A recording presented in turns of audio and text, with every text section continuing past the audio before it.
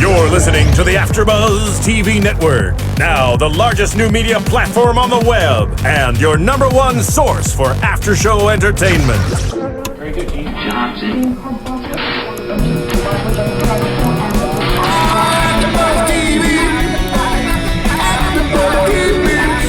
The AFTERBUZZ Studios in Los Angeles, California. Presented by Maria Menounos and streaming live thanks to Akamai Technologies. This is AFTERBUZZ TV's Glee After Show. We'll break down tonight's episode and get you all the latest news and gossip. And now, another post-game wrap-up show for your favorite TV show. It's AFTERBUZZ TV's Glee After Show.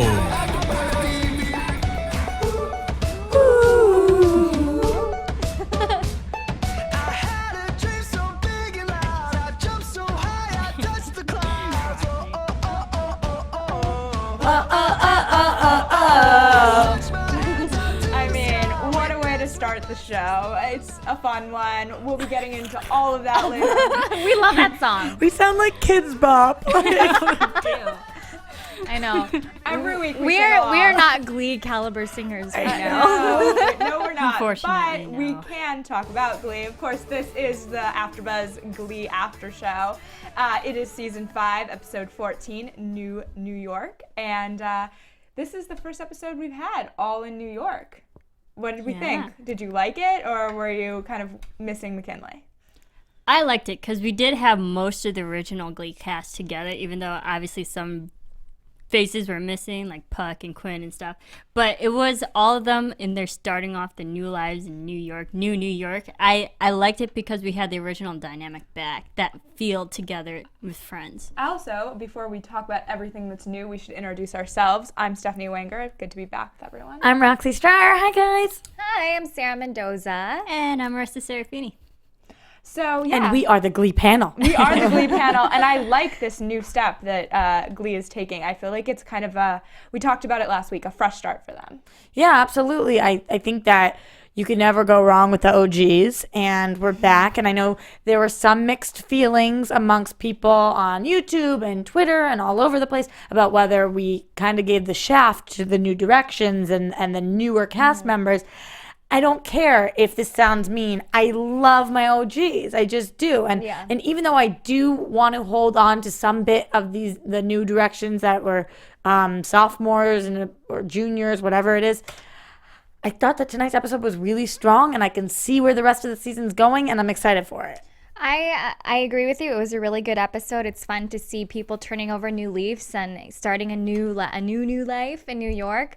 But I do have to agree with those viewers and critics that were feeling torn. I was actually feeling kind of torn during watching the episode tonight, because as much as I love the OGs together and I love their dynamic, and it did feel still at home even though we're in the new place, I was just like, why aren't we going back to McKinley right now? Like, I was having a little apprehension. See, I was torn before the episode. I was like, how is this going to work? Just New York. I loved every scene that we've had in New York this year. I thought that was some of the strongest material, but I just wasn't sure that it would carry well. I wasn't sure how it was going to work. And then now, after I've seen the episode, I'm pretty satisfied and ready for the rest of the season now. Yeah, I just do feel like we had invested so much time into these other characters that it does feel a little bit like we were jerked around for a second. But honestly, we weren't loving what was going on. It wasn't my favorite part of any season, the first half of this season, up until the quarterback, which was one of the best episodes of all time, in my opinion. But since we've returned from hiatus, we've come out hotter than ever. Tonight's episode was no exception to that. Obviously, it was no 100th, but what the hell ever could be. And I'm excited that we're in New York. It feels fresh and it feels new. Yeah, sorry. I completely agree, because at the beginning of season 4, when we had that first split between McKinley and New York, everyone had a hard time adjusting to the back and forth. But now that we're all in New York, people are so used to that back and forth that we felt like that there's something missing in tonight's episode, that back and forth that we got so accustomed to. Mm-hmm. I also love that Glee continued being very self-aware. We'll talk about it in a bit with Blaine and Kurt, but that they've been separated for so long, and then it was like, well, now we're together, what do we do? And it was definitely, they were going after that question. Right. Nobody seamlessly moves to a new city. That doesn't happen, you know? You don't just pick up, move, and it's like, oh, life's just the same in a different city, especially not New York, the city that never sleeps, with all the hustle, bustle, and things going on, and all of your high school friends relocating, and relationships, and having distance, and being back together. I mean, if everything just worked out, then this wouldn't be Glee, and we wouldn't love it, you know? It's not supposed to be easy. It's supposed to be real life. And that's why I think it really worked. Yeah. And I think that's why they did, you know, make it clear to the audience that, hey, it's been a few months. That's why it's a little bit settled down here. But, they really hammered that point home. They kept on saying it like, well, it's been a few months. Couple months here, so now that the months have gone by, I was like, I do get it, thank you. We get it. It's not tomorrow. It's a few months from now. It's time jump. Marisa even said that while we were watching. She was like, so I guess it's been a couple months. Like, You know what, though, guys? I think I still had anxieties because my thing is like, when am I going to see Will again? When am I going to see... But it was cute that it lived on in them. They mentioned, they were like, well, Will would say, and then somebody else was like, but do you remember the lesson when? And I was like, okay, at least Will is still living with us. You know, he's still part of our hearts and part of our minds, which is cool. I'm glad they're keeping them in the conversation at the very least. They took the lessons they learned and clearly are using them now that they've moved to the big city. Which is realistic of what you do when you have a high school teacher, you know? Sometimes you don't. I do think they will stay in touch with him, but it's not the same once you graduate. It's just not the same, and you are supposed to take the lessons you learn, but we all thought that it was kind of irregular how Will was best friends with all these people anyway. You know, he's their teacher, and there's a time and a place. Yeah. Right. Yeah. One of the biggest transitions, though, I felt like the character who kind of had it the toughest tonight, I would say, would be Artie. Oh, yeah. Oh, poor Artie. That's literally what I said throughout this entire episode. I was just like, oh, poor Artie. And I don't ever remember feeling that way before this episode about him. There have been times like when he was trying to get his legs back and trying to be able to walk, but I love when they address his handicap head on, you know, and they don't beat around the bush, and they don't think that he just goes to New York and it's easy to get around unlike his small town where everything is handicap accessible because he asks for it or whatever. So I thought this was really cool and, again, very realistic. Yeah, and there was the episode last season where he was addressing all of his concerns about moving to New York and why he was truly afraid of starting a new life in New York, and when he was discussing it with his mom. And then we saw it all in tonight. It was like, he was right, because it is going to be harder for him because of his disability. Right. But the fact that, like, how he deals with it makes us root for him even more, and how he overcomes those problems that he has. I like that Glee presents the problem, and then they also take you through solving it. Right. And the fight in overcoming it. Yeah, and I think that they kind of did a very realistic job at that tonight.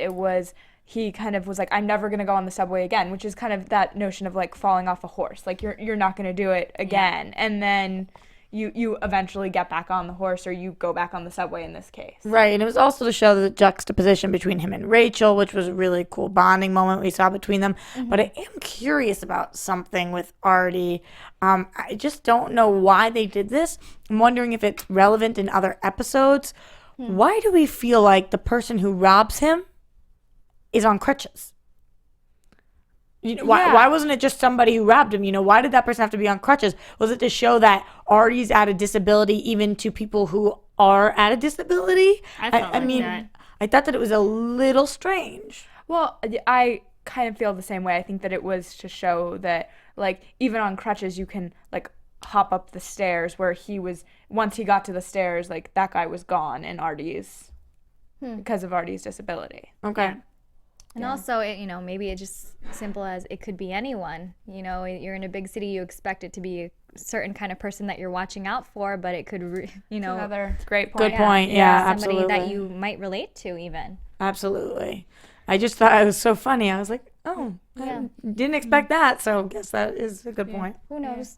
I think that Glee does a great job of kind of surprising you, and that was definitely, because at the beginning of the episode, he was like, I can go anywhere, and I love the subway, and that was kind of the start of it, and then they turned it around on how difficult it is for him, and I think Glee does a really good job of kind of showing that it can all change in a second. Yeah. And again, I love that they all come together to support him after that happened.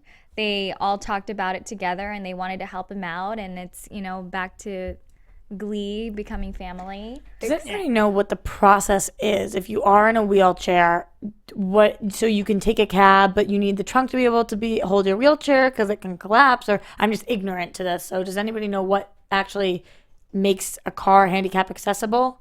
Does it have to be larger, like a van? I think it depends on what the vehicle is, because I think of vans are easiest. I'm also not totally sure, and I think city to city there's different rules, if I'm not mistaken, about accessibility. So yeah, I am curious. And I believe there was the line where Artie said he can't take the subway because there are elevators that can go up and down, so he can get on and public off the transportation is always handicapped accessible. Yeah, but I can most see of the time. why there was also the line, the trunk, that you can take him out of the chair and collapse the chair and put it in the trunk. So it's those kind of accessibilities in transportation. Okay, got it. Just curious. I was just wondering why Rachel's car was full in the trunk and like you know what I'm See all those gift bags?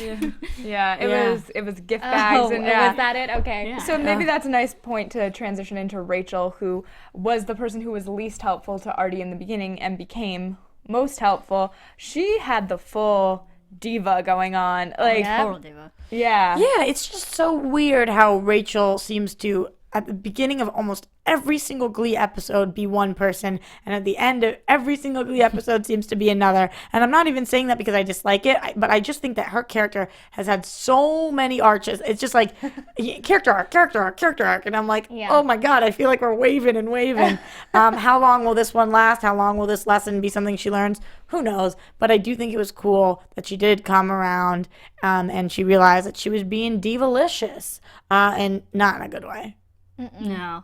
And I'm glad that she came back around so early in the production of her musical that she's in, because if this was going on throughout the whole run, then that's going to get old. But so I'm so glad she realized it early on in the musical stage. But her comparison to her life with her sad story to trying to compare it to Artie, I'm like, no, I don't think so. That your perspective that she lost is $9. Yeah, Is that the, your perspective is completely off from what Artie's facing right now. Okay, but I thought that was such a cool moment because literally this is my biggest pet peeve in life. When I'm telling a story and something happened to me and somebody says, I know exactly how you feel because, and they say something that is so far not what I feel, and it's like you just want to scream at them, but they don't get it, So sometimes when somebody's telling a story, you don't even want to you want to help them, you don't even want to. But some people just want to tell their own stories, and even if they don't relate, they just want to stick them in somewhere. And I was like, that is so Rachel Berry to do that. So I thought that was really interesting. They put that in, and I thought that was clever, and I was like, totally could see that. Compared to Rachel Berry's $9, compared to Artie's laptop, his script that he was and writing, his situation. That was his whole school in his life, in his bag, and then it was also the situation. It was just like, here, I'm going to give this guy $1. Oops, I gave him $10. Where his was like, he was in a crisis situation for like you can't compare those two situations. Don't you hear that all the time? I know exactly how you feel because, and I'm like, oh god. I mean, no, it's everyone has their story in life. You're so right though that it's such a Rachel Berry thing to do because people, they operate from different filters, and the Rachel Berry filter is so like self-centered, and like she thinks that her story is like the be all and end all of human existence at times, and this is just another example of that, where she thinks she's being relatable and compassionate, but really she has no clue. When she was traveling around in the town car, like you just, at least my immediate feeling was, as a good friend, I would give him the town car, or like let him use the town car, or ditch the town car and all of you take some other form of transportation. Right. It just was like this let's terrible. do this together, or walk, or take the subway. You're in New York City. It's very easy for an entire group to travel. It happens all the time. Yeah. That's what it's made for. So I completely agree. I never would have gotten in that subway. And I mean, in that town car, and I thought that it was really weird that Blaine was so willing to do it. Also, Artie volunteered Blaine, and then Blaine Sam. Sam, sorry. So I'm saying that Blaine was willing to ride along also. And was it Kurt was the other person? Yeah. So I just thought that was so interesting. They were like, yeah, and all three of them. I would think one of them would be like, oh, this isn't right, guys. But they all three jumped in the car and we're just like, gone. We'll order an appetizer. Right. Yeah. Done. I think that was just Awful. to add another Layer. dig at Artie's situation that's dealing to make it more worse than what it was. I didn't really like that Sam looked like he was like he felt gypped in the situation. Yeah. Right? Because he was like, wait, I guess I'll go with you, you know, like rather than be like, yeah, man, I'll, you know, no worries, I can go with you. Yeah, I think that totally would be the move. And I'm kind of surprised because it seemed uncharacteristic. I feel Right. like Sam is sometimes this kind of hippie man, like, oh, yeah, whatever the way the wind blows me. And Yeah, we're let me all ju- friends here. But we have to remember sometimes the brains aren't quite there. So he just probably wanted to ride in the limo. Sorry, not limo, town car. Right, because he's trying to be a model. and- Yeah. Yeah, he wants That's a true. taste of that life for sure. But a person who seemed to really be struggling in a completely different way than Artie was Kurt, who kind of had Blaine, we mentioned at the beginning of the episode, in all of his spaces. It's like everywhere. Yeah, like and you could pick up on it at the beginning of the episode that Kurt just like needed some breathing room. That was one of our times where we hear about the months. He says, you know, breakfast in bed for months and months now. You didn't just move in here. Right. It, of course, comes from a great place, but oh my gosh, I totally feel Kurt on this one. I am like independent woman part 3, you know. I just can't. Like, give me my space. I need to breathe. I don't cuddle with me. Like, don't call me all the time. I don't want you in my classes. Like, come on. Yeah. So I totally feel him. I understand that feeling completely and that he was really getting too much in Kurt's environment. Cramping his style. Yes, exactly. But it does not speak volumes for the future of their relationship. That's true. That they couldn't make it work to live together for a couple months, I guess. we're at. Absolutely. I can understand that because that apartment got crowded really fast, and then when you throw a bunch of people in one small area, you're gonna get on each other's nerves and feel that claustrophobia going on. But then to see the same people outside of that small room in your classes, and when I can understand why Kurt snapped in that way, but I think, I mean, yes, it all built up to that one moment, but I feel like Blaine was also a little clingy, and I can understand. Blaine is new to New York. He doesn't have a lot of friends, so the only people he's going to be talking to and hanging around with is going to be Kurt. I know I mentioned dorm rooms last week on the show, but kind of reminded me of like the freshman roommate thing when you go to college and if you don't have any other friends at college, it's like you cling to your roommate. Yeah. It was definitely that notion of like, I don't know anyone else, so you're the only person I know. Let's like. And that's exactly what he was doing. Right. I really like this storyline because it's such a common thing that happens to couples when they move in together. Like, I feel like most of the time they naturally just get all up in each other's space because they want to be closer. They think this is the next step. And, you know, it's like a big statement that they're making.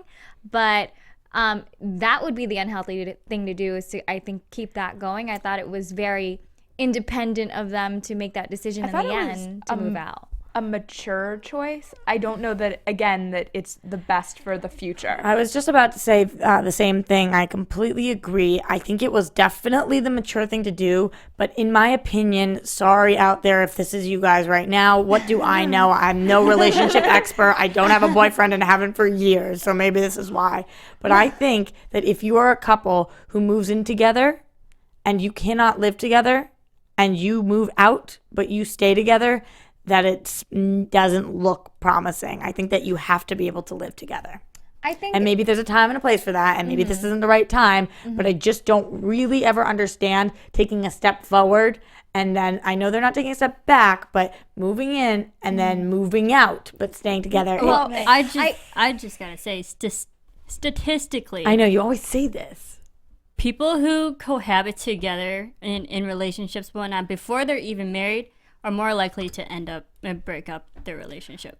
Because once they're finally married and they live together in the same place, they have the marriage to keep them together. And that's a more incentive to stay together. There's more when commitment. they're together with no incentive like marriage, they're more likely to just break it up.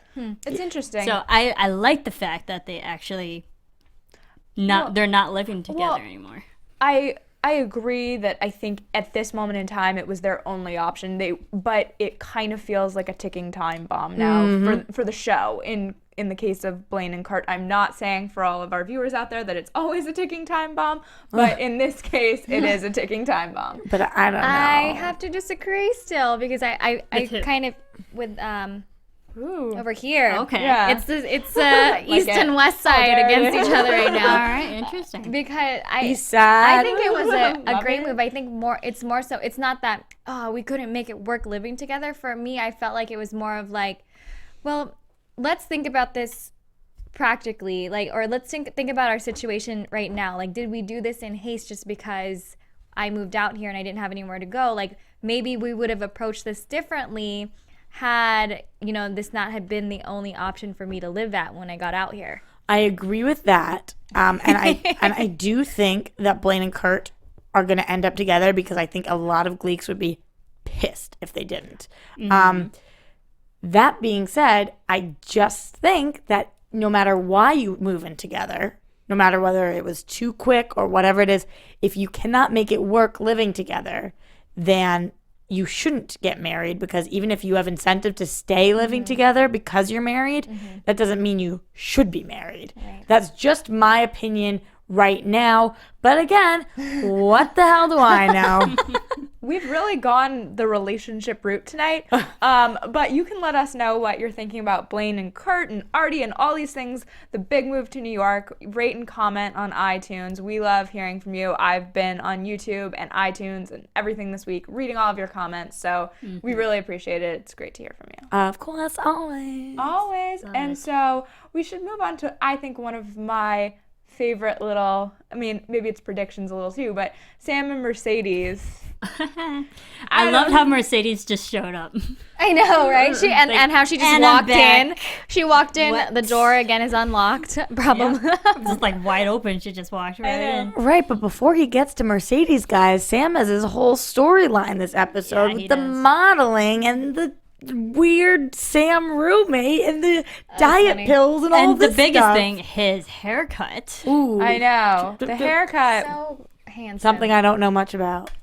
I liked that haircut. I was Yeah. gonna say that he it was like, I want to stick with the old, and then all of a sudden he went for this big transition, got the gig. Like, I feel like that was kind of one of the more unrealistic moments in the episode to me. I don't think a haircut would be that big of a game changer. Maybe I'm incorrect in that. I don't know, because he said the new confidence with the haircut. I don't think it has to do with the actual hair. I think it has to do with the fact that he's like, look at me, here I am. I do have to say, I kind of miss his hair. I miss it I too. think it's sexy in like a grungy way. Now he's like an Abercrombie way or a bubble way, but before it was like a dirty Wait, kind of so way. do we have 2 against the haircut and 2 for the haircut? I'm actually apparently. Against the haircut. Yeah, baby. So That's it. we're for. We're for the haircut. He like looks it. great afterwards, but I prefer the long hair, don't care Sam version. Okay. Of course we do. His hair Because is we've got the long hair here. his hair is shorter, but it's long enough to like play around with. Damn, What Marissa. should we be thinking about? I love it when Marissa gets a little dirty. Well, I think it's a good length on you him. can- It's getting hot in here, guys. You can play with long hair too, Marissa. But like it's just short enough to just like ruffle.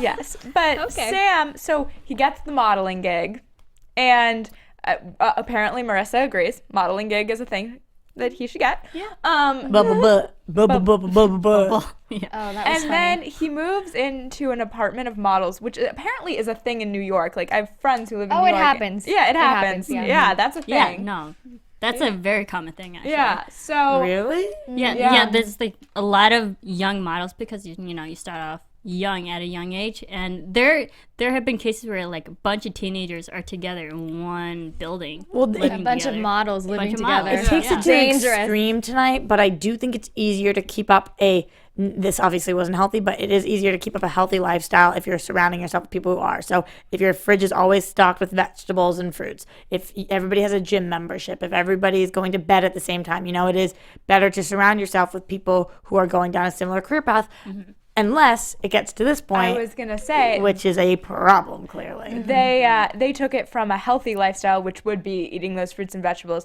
into the kind of drug. Not kind of, full blown. Full Pill on. popping. And here's my Xanax, and here's my Ambien, and if you need this, and I have Adderall if you don't want to eat, like, Also, yeah. What? So this, And but it's a real thing people encounter. his female roommate Sam really just tossed out all these drugs on him, and I was so proud of Sam for not getting sucked into it. I was And kind of surprised, to be honest. Me too. It played out real quick. I was Yeah. like, Yeah. ooh, this is a bad path. And Yeah. before we even started down the path ended. Yeah. yeah, because I thought Sam would do anything for his career. He was kind of at that point earlier in the episode. To see him walk away, I had this moment of just like, yay, Sam, yay. Yeah. Although I still know. I don't know if that's the last we're going to see of that. Yeah. No, I hope. I'm glad he walked away from it now, but the fact that you just introduced such a big challenge that people in that age industry. face like for a second, I don't feel like it's over. And I it was agree. more like we gave her a name. We gave the roommate a name. And we had FaceTime with her. And I can't remember what the actress's name is, but she is I've seen her in things before. I think she's coming back. I'll save it for predictions, actually. Yeah. But I like the fact that Sam did walk away and he chose the higher ground for that, because I just, going back to McKinley and all the lessons that we've learned with, your self-image and respecting your own body and stuff. So like taking all those lessons that we've learned from Will and all of his lessons and stuff, and that he kind of applied it in tonight's without Will around, that he took that higher route, that he doesn't need pills and he can take the healthier alternative. I agree with these girls that I don't think it's the last of the female Sam. I don't know how to refer to her. I don't think we have a last name yet. But I hope for his sake that maybe he comes back to help her through her own issues. That Sam not, could, that it's not his, but we can talk about all that in predictions. But then Sam has to find a new place to live because he did leave. Yeah, he did leave, and it's so funny, his scene with Mercedes, and he's kind of hinting at like having her asked to move in when she blatantly is saying like Move in. yeah. These guys that I knew in back in my hometown. So he's so slow, but it's hilarious. Right. What do you guys think? I mean, it's been so long since we had a Sam Mercedes relationship. Is this something you guys were even missing, or? Honestly, no, because when they threw that line, I was like, oh yeah, they were together I for know. a moment. Yeah, know. it was one of those things where I wasn't missing it, but I'm kind of curious to see where it goes this time around, because I felt like we only had a taste of it the last time. Didn't feel a full-blown relationship to me. It was kind of like it was talked about more than we saw it, and tonight we saw kind of their chemistry firsthand, and they're going to be living together with Blaine, and how does that all play out? We kind of have another triangle. Yeah, and even seeing Mercedes, she lays the law down tonight, but I don't care what she says. When she's watching Sam, like, hang paintings and do whatever, that girl's got it in her eyes. Yeah. So, Yeah, I mean, who wouldn't? And she was flirting with the idea. yeah, absolutely. I don't like their chemistry though. I'm just not into it. I'm not a fan. I'm a fan of them separately, but them together, I've never liked They're it. an unlikely pair, I will say that. Yeah. I wasn't a huge fan the first time around. I was kind of like, oh, that seems like a strange pairing, and it felt forced to me at McKinley. And this time around, it's maybe just as they grow up, feels a little less forced, and I'm interested to see where they take it. I was saying this to Marissa when we were watching the episode, but honestly, even though I'm such a Britannia fan, so I don't want them to ever split, I did like somebody like Brittany with Sam. I think that is a fun match. So I don't. Mercedes is definitely very opposite of that in terms of personality. Yeah. I think right now the only similarities they have at that point in their lives, they both had a hard start to their careers, and I think that's the only thing they can really bond over right now. And here's the thing about Mercedes. I need more dimensions to her. Like I only know one thing of her right now, and that she's always wanted to be a pop star, and she's on that route. And Yeah, we haven't had her for a while, so it's almost Yeah. like remind me who Mercedes is inside. yeah. Yeah. And maybe Sam will be the person to bring out that side of her, but as of now, like I can't even see her as like who is this person that might be with the Sam that we've gotten to know. It's an interesting point for sure. I also kind of wonder, we saw Sam sing tonight for the first time. Well, maybe not the first time in a while, but it felt like a big moment for Sam singing that we haven't had for a while. And I wonder if he's going to jump in and do something on the music side with Mercedes. So that could be interesting too, another way of pairing them together. Yeah, absolutely. But that's all for predictions, for sure. Should we jump into songs? Did we even talk about Elliot? Oh, we kind of skimmed over Elliot. Yeah, we can talk about Elliot, who is, of course, played by Adam Lambert. And we saw Blaine kind of jump into confronting Elliot in this major way over his... So aggressive. Yeah, over his friendship with Kurt. And I was just like, whoa. Like, it felt like he really wanted control over that relationship. Yeah, I think... his insecurity a little bit. Yeah, absolutely. Which we all have in relationships and in life, but it's not great to show your hand like that. I thought Elliot handled it very well. Sticking to his friendship with Kurt and appreciating that, but also acknowledging Blaine's issues and trying to help him work through it. Again, talking about not being the last we see in something. I get nervous with Elliot around because he's such a great guy. Yep.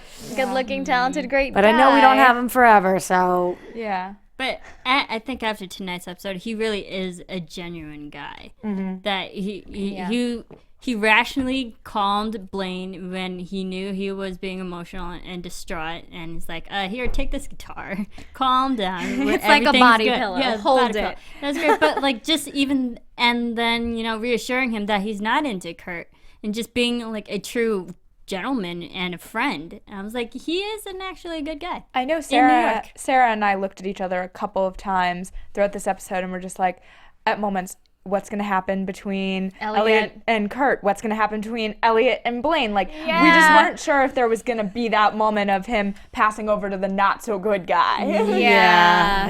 Yes. Emotional. Because Roxy and I were in the same position. Temptation too. there. Like, what's happening? Because right when now? Blaine was just staying in the apartment for a while, and for a second when they were saying like he didn't come home, I was like, wait, could something have happened there? I don't know. It's interesting for sure. We were just like, oh no. But I hope we haven't seen the last of Adam Lambert. No, but I think we only have him for a little while. Yeah, I think we only have him a few more. We've got to savor our Adam Lambert moments. Yeah. Because, oh my God, is he talented. Yes. Yeah. And he's got to finish on a big number. I know. Don't do any of this Demi Lovato crap where you pull him away on some number that he's barely in. Yeah. Right. We want to see Adam Lambert in full Star Child. Yeah. A nice send-off. I don't know why I can't get Star Child down. I'm like Marisa, Starship? She's like, no. I'm like, Starfish? She's like, no. And then at one point you're like, Cobra? Yeah.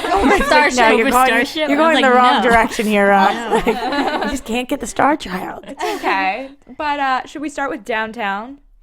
Yes. Fun Yeah. song. I love this one. It was kind of the whole group, Artie, Blaine, Kurt, Rachel, everybody singing together. I like when the songs actually fit the theme of what's going on in the episode. Right. It worked. The song is awesome. Nice and bubbly. You know, it always makes me think of Lost. A little quick reference in there, but it's so good, and it was just cute. Everybody started, and like how it was a domino effect. You know, we started with Rachel, and then everybody kind of picks it up, and we see that everybody's in New York, and it got us excited for the episode. That's exactly what I was thinking. Beyond anything, it was a great introduction to New York. Yeah. It was just them bouncing around the city and having fun.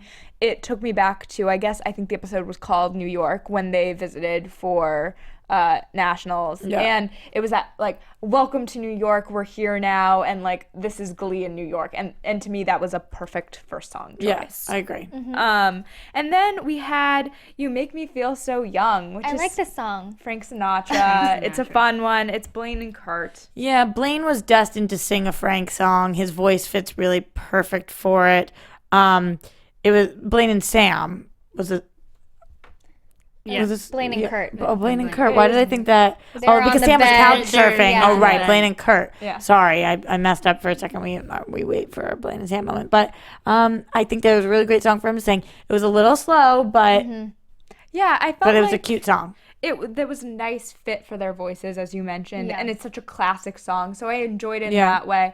And at least we got a good moment with them. Yeah, exactly. But I wasn't sure that it wasn't like I loved it. I liked it a lot, but it just didn't quite get me to that, like, loving it. I want to, like, think hear it- it all the time. I think it was kind of deceiving a little bit. They kind of was teasing us a bit because when we had these two singing this happy song together and then we see their fight later on in the episode, it was just a little, here, let's have a happy song first before issue's going to go down. Yeah. That's what I was about to say, that while I was watching it, it was way too warm and fuzzy. I kind of knew that it was going to turn at the rest of the episode. Absolutely. Too good to be true. There was writing on the wall, 100%. Yep. And then we had the song that we started our episode with, The Best Day of My Life. Yeah, now we're at Blaine and Sam. I mean, just like, could they have knocked us out of the park harder? So fun. So awesome. You know what I thought, where I thought it was going to go? I thought they were going to become street performers to like make side cash because Sam couldn't get a job. That's what I thought it was going to go to. We'll see. I think we're giving a lot of predictions away. I should have said that one. I mean, this song is just so upbeat and happy, and they were awesome and exactly what Sam needed, and just worked. It's that motivational tool, and like dancing in front of Times Square and just having everyone join. It reminded me of the scene from Friends with Benefits. Yes. When there's that mob. Dance going on, flash the flash mob, mob going on. Marissa's like, which group is this? How do I know them? There was that dance. Because you watch too much TV, probably. I watch too much dancing. But I was like, it's so fun, and, I want to do that. I want to go to New York and dance like a fool in front of everybody in front of Times Square. I mean, it just looked like one of those things where like everyone in the city should be involved. Like the flash mob from Friends with Benefits, everybody's involved, and I wanted even more people in it, but I just loved it. I thought it was one of my favorite numbers tonight. And then we had a song I thought I knew, A Great Big World. I know. And this is called Rockstar. It's a Great Big World song. It's Kurt and Elliot. I really enjoyed this. I just now want to hear the original. Same. And honestly, as much as I have loved a couple other songs in the episode tonight, I think this was my secret favorite because first of all, my Cobra Starship boy, Star Child, he is so amazing. Some of the notes he hits, I just can't even believe it. Obviously, if you guys know Great Big World, you guys know Say Something. It's their biggest song right now. And this was such a different side to that band. I thought it was so cool. And the song was absolutely so rock starry and just they were born to be rock stars and that concept, and they were rocking out, and it was friendshipy, but then there was that little I don't know, it just was really well done, and the lyrics were cool. Yeah. And I liked how they went back to that guitar place to rock it out again. Yeah. Crowd That's their surf. spot. Yeah. I also love when Glee can introduce me to music. Yeah. I think they have such an amazing job. I mean, we sometimes complain about their song selection, but they do a great job of finding these songs that often work really, really well or introduce an audience. And I felt like we both said it, A Great Big World. We thought we knew them. We had their songs, and I was unfamiliar. And just the way that they adapt it. It could be so far different from the way it was recorded, and they make it, into a way that we really enjoy. I just don't understand why I can't walk into a guitar shop and crowd surf. It's just But a you little can, confusing to me. Maybe only in New York. Yeah. We should go there Let's- just to test that. It's a Glee trip. Yes. We gotta go. yeah, there you go. Glee panel. We're good. Cool. Okay, can AfterBuzz pay for that? All of it? Can we expense that? Is that cool, Phil? No? Got it in our budget. Thanks. Silence on his end over there. Wah, wah. Take that as a no. So the next song, Don't Sleep in the Subway. How did you feel about it? It was This felt so much like Rent. Oh, It's okay. They're dancing in the subways and singing "Don't sleep in the subway, don't stand out in the pouring rain." It felt all like Rent. And it's Artie and Rachel, of course. Yeah. See, I think that this, for me, I love these two characters. I love their voices. For some reason, and the dancing was fun on the subway, for some reason, it just didn't come together for me in the way. I was just a little underwhelmed by it. Yeah, I completely agree. The dancing was cool. They needed that aspect of it because otherwise I would have been really upset with it.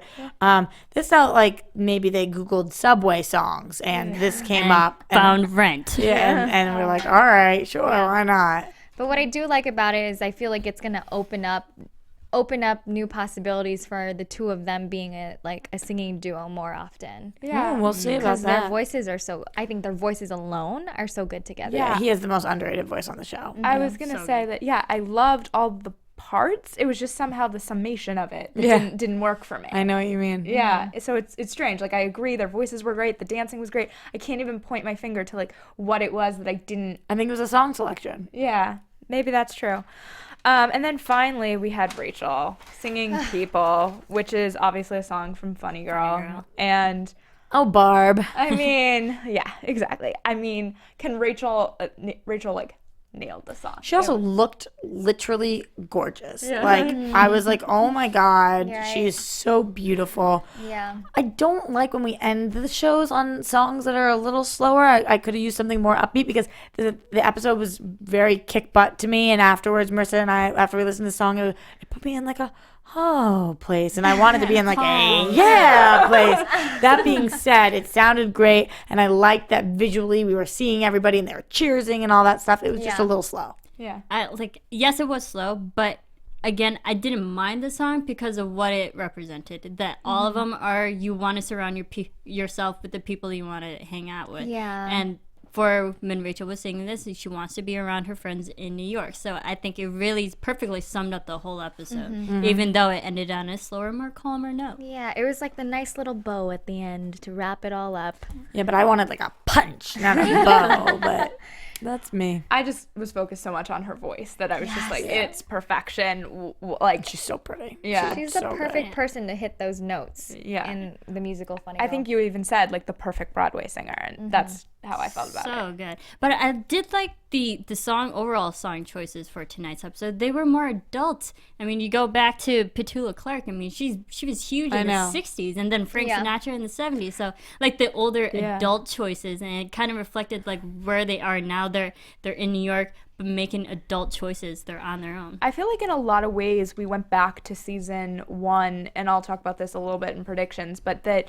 it felt like we had some of those classic songs that everybody who knows music knows these songs. Yeah. And then we had things like A Great Big World that are really new to the scene, and It was diverse. and something that Glee would introduce the world to. So I felt like they did a really nice job overall of choosing songs. The subway song, a little less so, but generally really enjoyed it. And trying to cater to all different types of audiences. I agree with that. I was just thinking about this, though. Don't you think it's kind of funny? Like, Leah Michelle must feel so weird going from Broadway to TV to TV on Broadway, like Broadway on TV. Like, that is such a weird concept. It's another thing. Life imitating art. We say it all the time. This show mirrors so much of these actors' real lives. It's just so funny. It's very interesting. It's very, very interesting, and she does a great job handling it, because I think yeah. that must be in some ways tough. Like, to be like, I was a Broadway star, now I'm now I'm a TV star playing a Broadway star. Like, where do those lines? Who am I? Yeah, exactly. So she does a great job handling it. That being said, I have some great predictions tonight. Does anyone have one that they have to start with, though? I think you have to start. Okay. Your AfterBuzz TV. Woo! So my prediction is that, I mentioned it a little bit, but that we, in the scenes from next week, we see that Kurt looks like he's injured in some sort of street fight, yeah. And I think that this is going to, they obviously say that's reuniting the Glee club or the Glee cast, whatever, together. I think that it's going to be interesting, though, to see, this is where the show started in the pilot, was him getting shoved in a dumpster. So is this going to be how they find their ground in New York? Because that's how they kind of started together back in the first episode. Yeah. I think it's kind of like an ode to high school never ends. Yeah. Because no matter, once you're out of high school, the same behaviors and personalities from people still go on. It's a cyclical pattern. And then him being thrown into a dumpster, it's the second approach of how you go about it. How do you handle those situations? Right. And now that he has friends who can like help him in the adult life that he's in now, I think it'll be a better this time around. Yeah, we also see Rachel and Kurt arguing a little bit, so I'm wondering, now that we have this living situation, we've had everybody coming and going and coming and going, and now when you have to sit down and face your roommates, what's that like? So Yeah. I think that the whole Kurt accident fight is what's going to take Blaine and him to the next level again. Like, they're going to graduate Do you think to a that whole they'll new move back in seriousness. together? I don't know if it will be official, but I imagine that they're going to be there a lot for him physically as much as they can, caring for him in his recovery if he I hope that he does hopefully recover. Yeah. Yeah. I need Britannia back, guys. Like, Oh, yeah. See how they. but we're not getting them next episode. Oh, but at least we have Amber. Whew. Yeah, we should mention that everybody's been tweeting me at least that there are only 20 episodes this season, so we have, crazy to say, 6 more episodes. Yeah, that's sad. Say it ain't so. And so it's May 13th is the finale. Oh my gosh, that's coming up quick. Coming up So quick. We're fast. already in April, so it's going quick. Yep. Yeah, I'm At least we have another season. Whew. I know. Yeah. I'm excited to see goodness. where this season goes, though. I feel like we've had this big transition to New York. We've heard about it for so long. It's finally here. So I'm excited. Boom. So excited for the rest of the season. Muffin. Boom. Muffin. We had to go on after. Oh, yeah. Same. Amazing. Well, thank you so much for watching and hanging out with us. You can find me on Twitter at Stephanie Wenger. You can find me at Roxy Striar. You can find me at Sarah with an H Mendoza. And you can follow me on Twitter and Instagram at Serafini TV.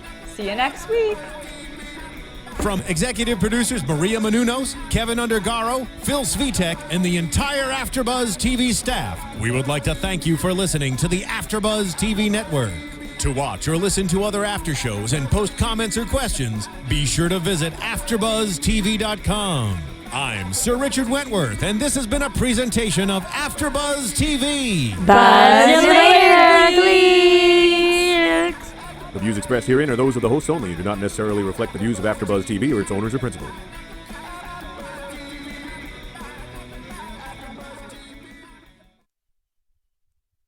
Thank you for watching AfterBuzz TV on YouTube. For more of your favorite after shows and interviews, subscribe to our channel here, and be sure to share your opinion on the episode in the comment section below here.